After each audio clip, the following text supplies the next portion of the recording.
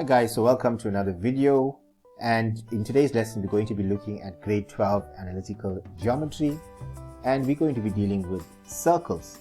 So one of the things that we need to know in circle geometry is that we need to find the equation of a circle, and we can find the equation of a circle whose center is at the origin, and the formula for that particular circle will be x squared plus y squared equals to r squared. And the equation of a circle whose center is not at the origin is x minus a all squared plus y minus b all squared equals to r squared, as found here in our work schedule. We also need to know the general form of the equation of a circle. It's x squared plus y squared plus dx plus ey plus f equals to 0, and I'll be covering that in our next video lesson. Now, the important thing to note when it comes to analytical geometry in dealing with circles, and the most important thing, is that the tangent is perpendicular to the radius of a circle. So the tangent is perpendicular to the radius, therefore the gradient of the tangent times the gradient of the radius must equal to -1. That's the most important concept that we're going to be looking at. And as you can see here in point number 2, it says determine the equation of a tangent to a given circle. So a tangent is basically a straight line, so we just need to find y equals to mx plus c, gradient and the y-intercept. We'll be looking at that today as well. Down here I've got the screenshot of a formula sheet that you will be given in an exam, and most of these formulas you should be familiar with. This is the distance formula, the midpoint formula, equation of a straight line, gradient, also gradient formula. But make sure that you understand that in this formula we can also find the angle of inclination, theta equals to tan inverse of m. So if we're given a gradient, you can actually find the angle of inclination. And if you remember, the angle of inclination is the angle that's made with the positive x-axis. And we'll be covering that today as well. And we've just discussed this equation, which is the equation of a circle whose center is not at the origin. This equation here is to find the equation of a straight line. Alright, so we'll come back to the formula sheet in a bit. Let's look at this question 4, and in this particular question 4, this question came out in November 2017 if I'm not mistaken. Paper 2 says in the diagram P, 4 and -4 and 5 and K, 0 and -3 are the endpoints of the diameter of a circle with center M. S and R are respectively the x and y intercept of the tangent to the circle at P. Theta is the inclination of PK with the positive x-axis. Let us look at what we are given here. This is the diagram that we are given. As you can see here, there's a point of contact of the tangent, P. So you can clearly see that SR is perpendicular to the diameter PK. And what does that mean? It means that SR, the tangent, is perpendicular to the diameter PK. And what else do we know that was given in our question? M is the center of the circle, and also theta is the angle of inclination. What did I tell you about the angle of inclination? It is the angle that is made with the positive x-axis. Line makes with the positive x-axis, that angle there. Now, the first question that we are given is the gradient of SR. We need to find the gradient of SR. Gradient of SR is the gradient of this tangent line here. So in order for me to find the gradient of SR, if I look carefully, I don't have two coordinates. I only got one coordinate. However, I know a relationship between the tangent SR and the diameter PK.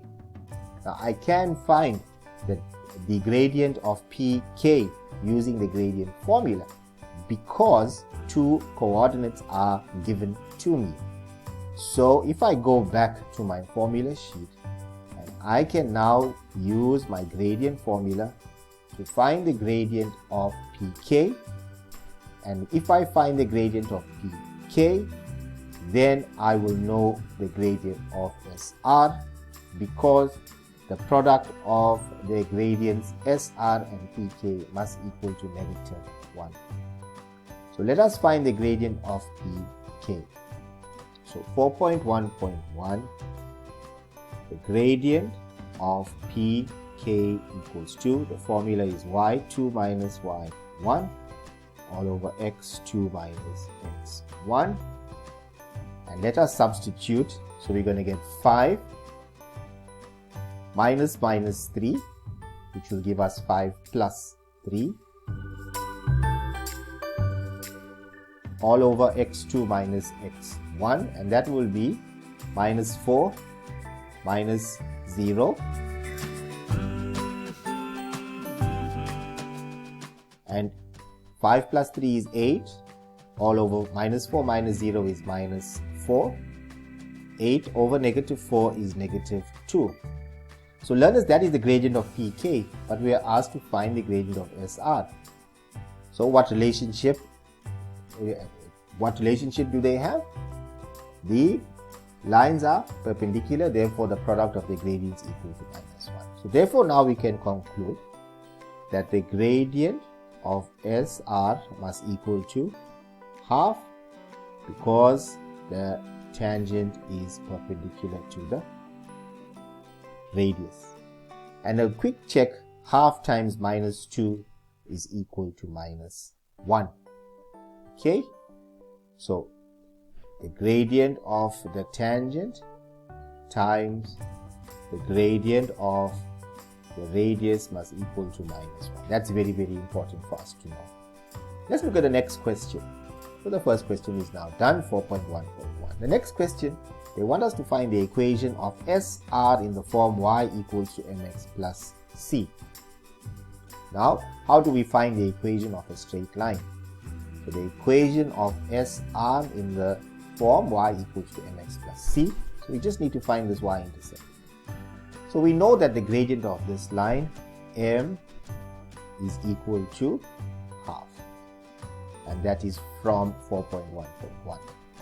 So we got the gradient and we got p, which is a point. So we just need to find a formula to substitute in. So we can use one of the two formulas on our formula sheet. So we can use y equals to mx plus c, or we can use y minus y1 equals to m into x minus x1. I'm going to choose this first equation here. So all I need to find the equation of a line for 4.1.2 is a point and the gradient. So 4.1.2, the gradient of SR is equal to half, and that is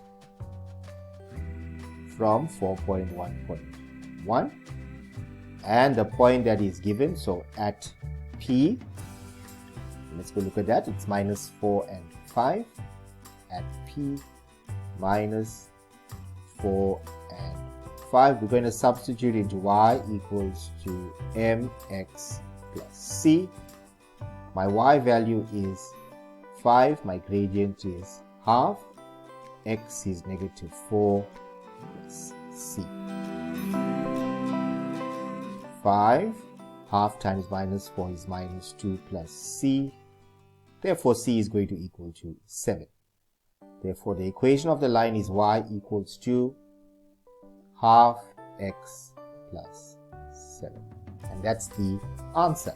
So the equation of the line SR is equal to y equals to half x plus 7. If they asked us for the coordinates of R, R will be 0 and 7, because R is a y-intercept. So they could have asked us that if they wanted to. So once again, remember that the equation of the line SR is y equals to half x plus 7. So let's move on. Now 4.1.3, the equation of the circle in the form x minus a all squared plus y minus b all squared equals to r squared. Now this is the equation of a circle whose center is not at the origin, and you can clearly see that the center is not at the origin. So therefore, how are we going to find the equation of this circle? So the center is the coordinates A, B. As you can see now, they told us that P, K is a diameter of the circle. So therefore, M, the center, is the midpoint. We can use the midpoint formula to find the coordinates of the center of the circle. So if we go back to our formula sheet, M, midpoint, is x1 plus x2 over 2, y1 plus y2 over 2. So let us find that very quickly. M minus 4 plus 0 over 2 minus 4 plus 0 over 2, so that's equal to minus 2, and 5 plus negative 3 all over 2, and that's equal to 1. So the coordinates of the center is M is negative 2 and 1. Let's show the working for that particular question. So 4.1.3 M, let's write the formula again for midpoint, x1 plus x2 over 2, y1 plus y2 over 2, M, what did we say, is going to be minus 4 plus 0 over 2, minus 4 plus 0 over 2, and the y midpoint is 5 plus minus 3 over 2, that's 5 plus minus 3 over 2. Therefore, M, the coordinates of M is minus 4 over 2 is minus 2, and 5 plus minus 3 is 5 minus 3 is 2, 2 over 2 is 1. Now what's left for me to do? So I found this part here. So I got the A and I got the B from the center of the circle. Now I just need to find the radius of the circle, or in this case R squared. Let's go and look for which formula are we going to use to find R squared. So it is the distance formula. So R squared is the radius squared. So basically we can find PM, the distance of PM, or if you want, you can find the distance of MK. So it's up to you. Let's find the distance PM. So 4.1.4 or 4.1.3 continued. So we're going to say PM squared. PM squared will be R squared is going to be x2 minus x1 all squared plus y2 minus y1 all squared. Now the reason I said PM squared and not PM is because the equation of the circle has got R squared and not R. Had they asked me to find the radius, then I would say PM equals to the square root of whatever I wrote here, which is the formula, x2 minus x1 all squared plus y2 minus y1 all squared. So let us now substitute the coordinates of PM. So now we'll say minus 4 minus minus 2. That will be minus 4 minus minus 2 is plus 2 all squared plus y2 minus y1 all squared. And that will be 5 minus 1. 5 minus 1 all squared. Let us put that in our calculator. Let's substitute. So we're going to get minus 4 plus 2 all squared plus 5 minus 1 all squared. That's equal to 20. Now don't forget that PM squared is equal to 20.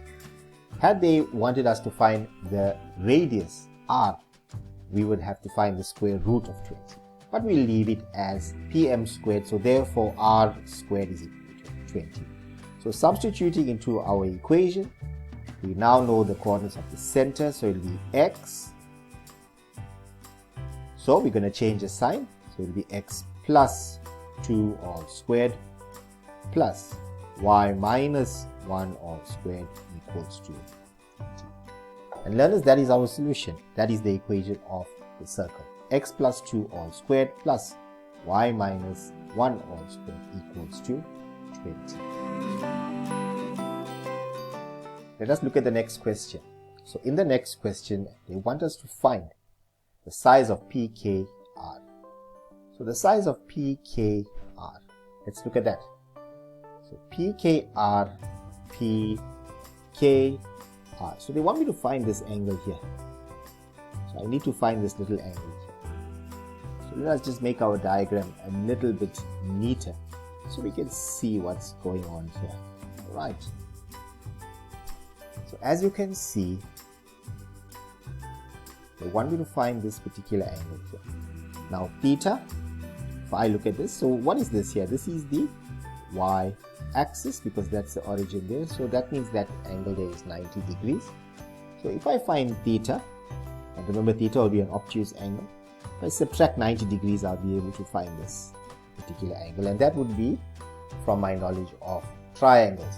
Exterior angle of a triangle equals to the interior opposite angle, or basically just sum of angles of triangle. So an easy way for us to do this is to work out what is this angle of inclination, theta. So firstly, let us look at, do we have the gradient of PK? And the answer to that is yes. We found the gradient of PK. So the gradient of PK is equal to, let's go look for it. There's it here. We found it in the first question, negative 2. So the gradient of PK is minus 2, which means now I can find this angle theta. So let's go look for our relevant formula, and the relevant formula is this one here. Theta equals to tan inverse of m from this formula for gradient. So if I want to find the angle of inclination, it will be tan inverse of gradient m. Now because this is an obtuse angle, I am going to say tan inverse of negative 2 plus 180 will give me an obtuse angle. So let's go write that down, 4.1.4. So 4.1.4, so I will say theta equals to tan inverse of minus 2. Now because the gradient is negative, I know that I'm going to get an obtuse angle, and you can see that from the diagram. So I'm going to add 180 degrees. Let's put that in our calculator. So we get shift tan negative 2 equals to minus 63.43. So I have to add 180 degrees so I get that obtuse angle. 116,57 degrees. 116,57 degrees. Now that is theta. So therefore PKR is going to be that angle theta minus 90. So now we can conclude that PKR is equal to 116,57 degrees minus 90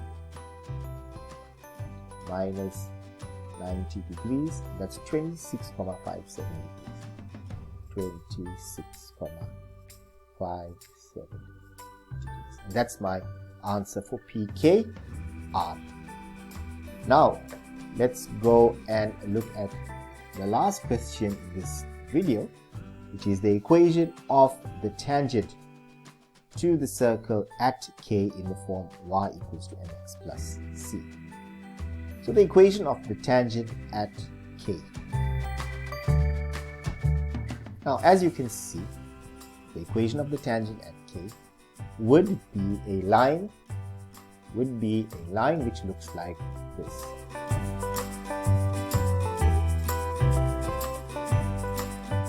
So it would look something like that, right? And what do you know about that? First of all, the tangent is perpendicular to the radius or diameter of a circle. And what do you know about this tangent here that was given to us? These two lines will be parallel to each other. Therefore, this gradient will also equals to half. The reason for that is that we know that the gradient of PK, which is the diameter, is equal to -2. Therefore, the gradient of this tangent must equal to half. What's the reason for that? That the product of the gradients must equal to -1. That is the relationship between perpendicular lines and gradients. So what can we conclude, learners? We now know the y-intercept here is given to us. So the answer is straightforward. So for 4.1.5, we can write the solution down. 4.1.5, we know that the gradient of the tangent is going to equals to half, and that's because the tangent is perpendicular to the radius. Therefore, at the y-intercept is given to us. Let's go look at that one more time. That is 0 and -3. You can just write the answer down if you wanted to. 0 and -3. So the y equals to half x minus. That is the solution. Y equals to half x minus 3 is the equation of that particular line, the tangent. Alright, if you haven't subscribed already, subscribe to my channel, JL Maths, and have a look at my website, jlmaths.com. And I'll catch you in the next video.